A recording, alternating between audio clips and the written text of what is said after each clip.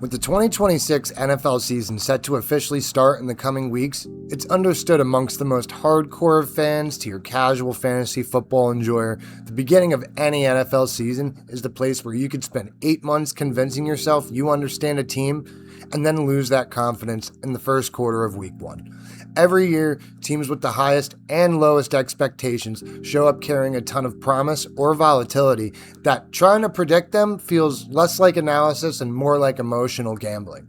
And today, I have for you 5 teams that have volunteered to make everyone look stupid. Yes, it's only preseason, and yes, we are still a few weeks away from that opening kickoff, but while depth charts are being built and young talent develops, here's my way too early, but still considerable look at 5 teams worth keeping an eye on going into week 1. And if they start the season in the wrong direction, the whole season could be in jeopardy.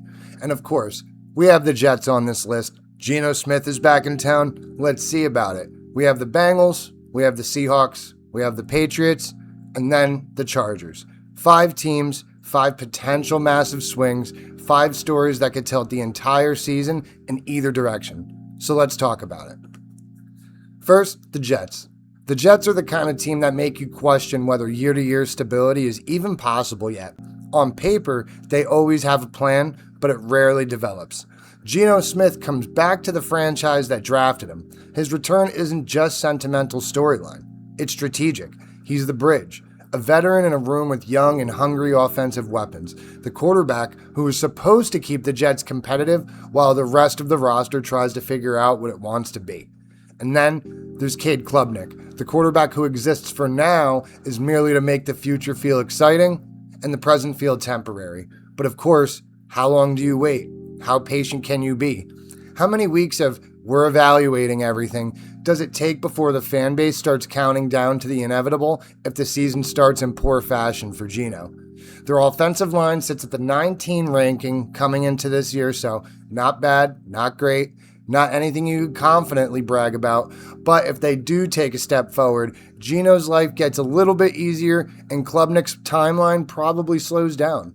If they don't, the Jets might be the first team this season to accidentally start a quarterback controversy without actually trying. This isn't a fantasy, but a reality of what makes the Jets so volatile. They're not just balancing expectations, they're attempting to create an era of being competitive and respected again. And whichever direction they lean, toward the veteran or the rookie, again, may have some effects on an already tight AFC East, which includes the Bills and Patriots. Moving on, we have the Bengals. The kind of team that feels like watching a high wire act, but it's beginning to shift from entertainment to dangerous. Cincinnati has retained massive value on offense, and the kind you want in a serious contender, a franchise quarterback, explosive weapons. And then you look at the ranked 28th offensive line and remember why they are what they have been. 28. That's not a ranking. That's a warning. This offensive line turns every dropback into complete hopes and prayers, and Joe Burrow has already taken enough hits to qualify for some sort of emotional compensation program. You could talk yourself into continuity, with all 5 starters somehow returning, chemistry, familiarity, but continuity only matters when the thing you're continuing is good. The Bengals live in a world where Burrow has to be perfect just to keep the offense on schedule. When he's healthy, he makes it look easy. When he's not, the entire operation falls apart as it has several times before. And that's their volatility. Cincinnati isn't fragile because of talent. They're fragile because their margin for error is microscopic. This team does have the firepower to win in the AFC. The Cincinnati Bengals have the second easiest overall schedule in the NFL entering the 2026 season, and their opening 8 games mirror this high level of favorability by ranking as one of the most manageable front half stretches in the league. They could also be 3-5 by Halloween with any major injury to their core on offense. That's the tightrope, and that's why Cincinnati is one of the 5 teams capable of tilting the entire season in either direction. Next, we have Seattle. Seattle is the team you want to point to when you want to explain how fast the NFL can change. One offseason. Now, this isn't exactly unheard of. Many teams need to retool or simply let some stars go. You can't sign and retain everyone, especially coming off of a Super Bowl. It's a new staff now, new scheme, and a new philosophy. On paper, they still look very dangerous across the board, and we'll see early on if Sam Darnold can continue to surpass expectations or if new staff and philosophy begins to pull them in a different direction. The safety net is that the offensive line is still actually good. Coming into this year ranked 9th, strong tackles, ascending pieces, a unit that should make life easier for Jadarian Price, the overall 32nd pick from this year's draft. This may be a lot of expected weight for a rookie to carry, as well as having a lack of a veteran 1-2 punch that they had with Kenneth Walker and Charbonnet, but now Walker's gone and Charbonnet's not expected to return at least until I believe mid-season as of right now. The Seahawks are walking into 2026 with a blueprint in one hand and a match in the other. If the plan works, they're a problem. If it doesn't, they will be in serious trouble early, and that's exactly why they're on this list. Next, we have New England. They're living in a timeline that doesn't make sense on paper. Drake May already proved he could take the team to the Super Bowl, something most young quarterbacks don't even sniff for years. But the roster around him is still trying to figure out what it wants to be when it grows up. This is the collision. A franchise quarterback ready for the window, and a team that's still assembling the furniture. The offensive line sits at the 15 ranking coming into this year, so solid, respectable, and a kind of group that might not ruin the season, but may not save it down the line either. The right side is strong, the interior does have pieces, but nothing about it screams this is the engine of a contender. And that's the tension. May's ready for the leap, but the roster might not be ready to follow him.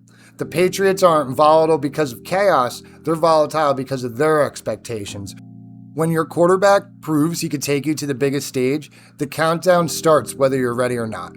New England could surge, they could stall. And whichever one happens will say more about the roster than the quarterback. Last, we have the Chargers. On paper, they are arguably the simplest team on this list, but in reality could turn out to be the most complicated. Their entire season comes down to one thing. Herbert's health steers the entire operation. That's it. That's the entire equation. When Herbert's healthy, the Chargers look like a team that could punch anyone in the mouth. And when he's not, or under too much pressure, they look like a team trying to solve a puzzle with half the pieces missing. The offensive line's ranked 8th, legitimately good, elite tackle duo, upgraded interior, real stability. On paper, it should keep Herbert clean, but on paper has never meant much, especially in this league. They're the franchise that could have a top 10 line and still find themselves in a game where the backup quarterback's warming up to come in. The volatility here, I think, is obvious. Herbert's health swings the entire operation. Trey Lance is the current listed backup behind him. Herbert's weapons around him have their own durability questions, and now we see how Mike McDaniels can manage the offense instead of Greg Roman. The defense is still solid, but also can have stretches of inconsistency. The Chargers could be a serious deep playoff threat, but they could also be a team that spends November talking about next year. And that's why they're on this list. Because in my opinion, no team coming into this season right now has a bigger gap between their best case scenario and their worst case reality. It's still early. The season has yet to begin, but you could for sure bet on more to come within the next couple weeks. Between the good, the bad, and the stuff we'll all pretend we saw coming, and especially any major depth chart developments for these 5 teams, they're the ones that are going to make the year very interesting or a disaster. So let's see if 8 months of speculating and convincing ourselves that we're starting to see the bigger picture with these teams, or if it simply takes us 1 or 2 weeks to convince us that nothing's changed at all. What teams do you think are the most volatile going into this season? Let me know down below in the comments. Make sure you hit that subscribe button, and as always, thank you for watching. Catch you later.